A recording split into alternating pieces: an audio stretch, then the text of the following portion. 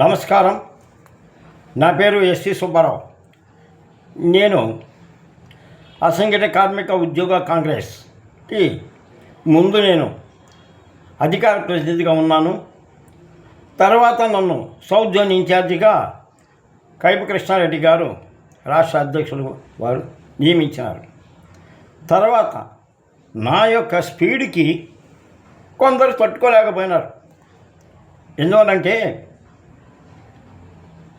నాకు ఎప్పుడైతే south zone ఇన్ఛార్జిగా నియమించిన తర్వాత తిరుమల తిరుపతి దేవస్థానంలో కాంట్రాక్ట్ కార్మికులు పడుతున్న అన్యాయాలపైన, తర్వాత శ్రీ సిటీలో కార్మికులు జరుగుతున్న అన్యాయాలపైన,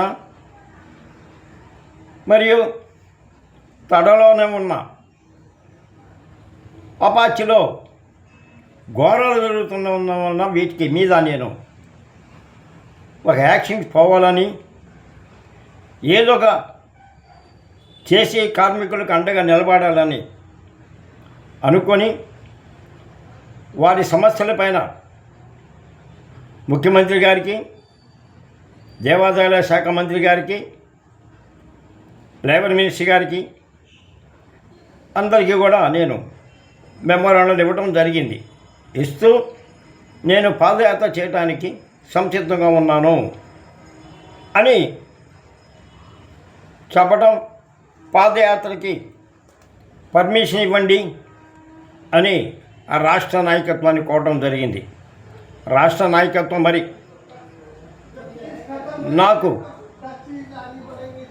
పాదయాత్రకు పర్మిషను ఇప్పిస్తానని చెప్పి వారు ఇప్పించకపోయినందువల్ల ఈలోగా అది కూడా కాకుండా ఏపీఎస్ఆర్టీసీలో దాదాపు 5-6 సంవత్సరాలుగా మరుగుతున్న కొన్ని సమస్యలపైన, అంటే ఆర్టీసీలో ఈపీఎస్ పెన్షన్ వచ్చే వాళ్ళకి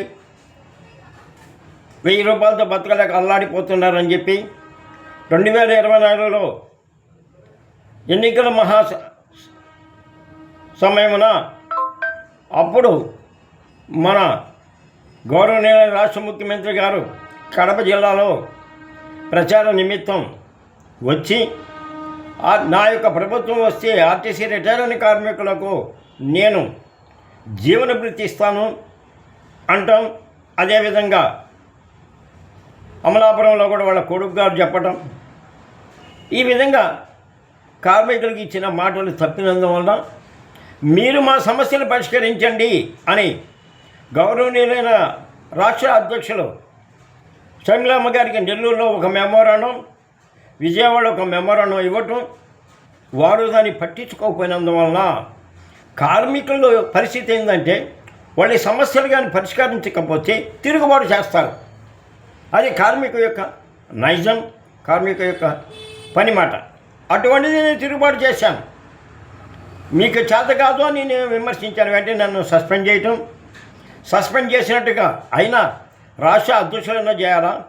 లేదు, మంది కేంద్ర మీద ఆధారపడిన నాయకత్వం కాబట్టి కేంద్ర నాయకులన్నా సస్పెండ్ చేయాలి. అటువంటిది కాకుండా ఒక ఆర్గనైజ్ సెక్రటరీ ద్వారా అసలు లేబర్ యాక్ట్ ప్రకారంగాను ఏ యొక్క రూల్స్ ప్రకారం ఆర్గనైజింగ్ సెక్రటరీ గారు ఒక నాయకత్వం వస్తున్న సౌత్ జోన్ ఇన్ఛార్జ్, అంటే దక్షిణ ఆంధ్రప్రదేశ్కి ఇన్ఛార్జిగా నన్ను, రాష్ట్రానికి అధికార ప్రతినిధిగా ఉన్నాను సస్పెండ్ చేయటం అంటూ నేను అని వాళ్ళు నా తిరుగుబాటుకి మిమ్మల్ని సస్పెండ్ చేస్తున్నామన్నారు.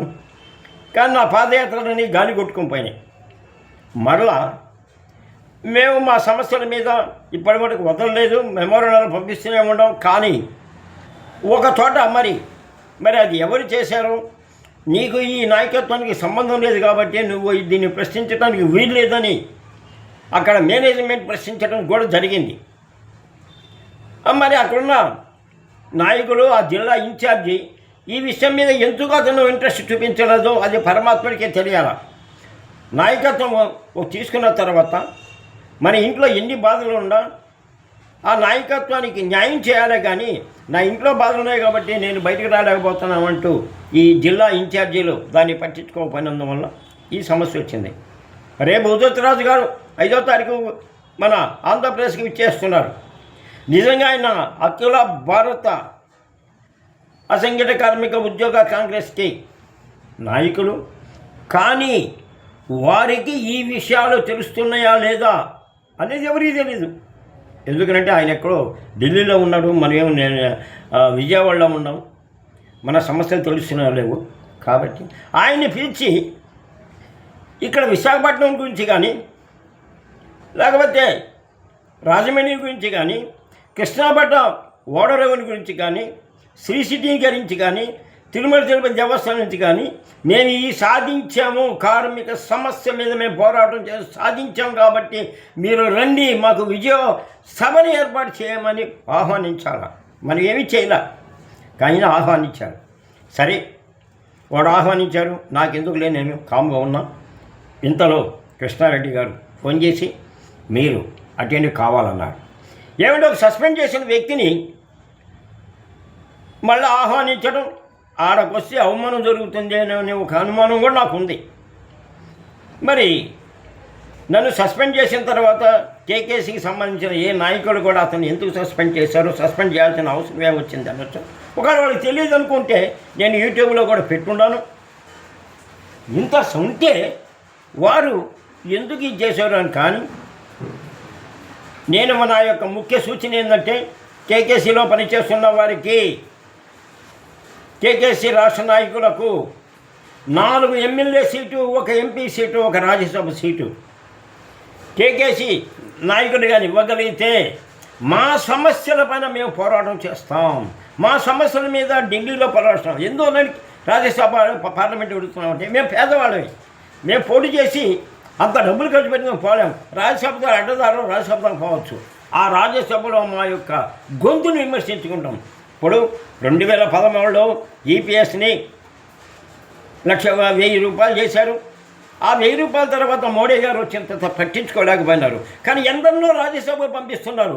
వాళ్ళు ఎందుకు పోతున్నారో, వాళ్ళు ఏం చేస్తున్నారో అర్థం కావటంలో చాలామంది పోతున్నారు, కానీ వాళ్ళ స్వార్థం కోసం పోతున్నారు. అదే మా కార్మికులు కానీ పార్లమెంట్లో కానీ రాజ్యసభలో కానీ మేమే ఉంటే మా సమస్య మేము పరిష్కరించుకుంటాం. ఎందువలంటే ఆర్టీసీ రిటైర్డ్ అయిన కార్మికులకు 1000 రూపాయలతో చాలీ బతుకుతున్నారు. కాబట్టి మా స్వశక్తితో మేము చేయడానికి ఉదిత్ రాజు గారు ఆంధ్రప్రదేశ్కి వస్తున్నారు. కాబట్టి నా యొక్క డిమాండ్ని వారు పరిశీలించి రాజ్యసభలో 1 సీటు, పార్లమెంటుకు 1 సీటు. ఎందుకంటే మేము పేదవాళ్ళం కాబట్టి ఆ ఖర్చులు కూడా మీరే పెట్టుకోవాలా. మేము కోటీశ్వరం కాదు, మేము కోటీశ్వరం ఏ రోజో ఇప్పుడున్న ఎంపీల మీదనో లేకపోతే రాజ్యసభల మీద పోటీ చేసేవాళ్ళం. మాకు డబ్బు లేదు, మేము కడు పేదవాళ్ళమే, 1000 రూపాయలతో బతుకుతున్న వ్యక్తులం. కాబట్టి మీరు సహకరించి మాకు న్యాయం చేస్తారని, ఇది కానీ మీరు బలపరచగలిగితే బలపరుస్తామని ఎవరైనా సరే ఈ వీడియో చూసిన వాళ్ళు కానీ నాకు కానీ మీ యొక్క దీనివల్ల వాట్సాప్ ద్వారా బలపరుస్తానంటే నేను వస్తాను. నేను అది కేకేసీలో అన్ని రాష్ట్రాల్లో 4 ఎమ్మెల్యేలు, 1 ఎంపీ, 1 రాజ్యసభ. అది కూడా మేము డబ్బులు పెట్టుకోలేము. కాబట్టి అది కూడా పార్టీయే పెట్టుకొని పార్టీయే మమ్మల్ని గెలిపించి అక్కడ పంపిస్తే ఈరోజు మోడీని నేను నిలదీస్తాం. ఇప్పుడు పంపించినా కూడా మోడీని నిలదీసే శక్తి మాకుంది, మేము నిలదీస్తాం. ఎందువలంటే ఇక్కడున్న ప్రభుత్వాలు, ఇక్కడున్న పరిస్థితులు మాకు వీలు కాక మాకు న్యాయం చేయలేని పరిస్థితులు ఉన్నారు. కాబట్టి నా డిమాండ్ ఇది. ఈ డిమాండ్ కానీ సభ్యులందరూ కానీ బలపరిస్తే పని అయితే నేను మీటింగ్కి అటెండ్ కావడానికి నాకు ఎటువంటి అభ్యర్థం లేదని తెలియజేస్తూ విరమిస్తున్నాను. నమస్తే.